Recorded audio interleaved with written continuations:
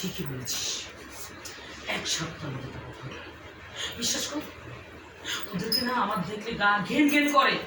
আমার কাছে মনে হচ্ছে আমার ঘরে জন্তু জানোয়ার হাঁটছে। ঠিক বলেছো মা তুমি।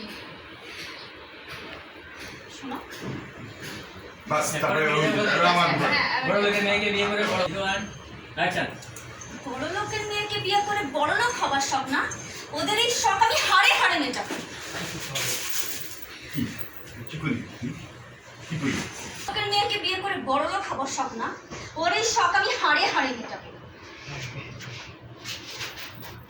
আগে রেডি হয়ে গেছি।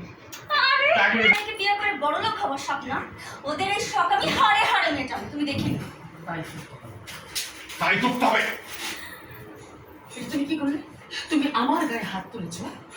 কেন তুমি কি লাশ ছাড়বে বেটি যে তোমার গায়ে হাত তোলা যাবে না?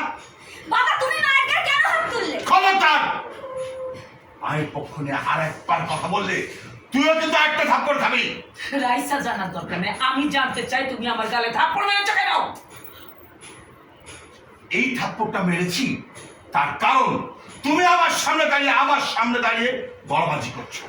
আর প্রথম থাপ্পড়টা মেরেছিলাম নাস্তার টেবিলে, তুমি আমার জামাই মা তার বোনকে অপমান করেছিলে, এই জন্য। বাস বাস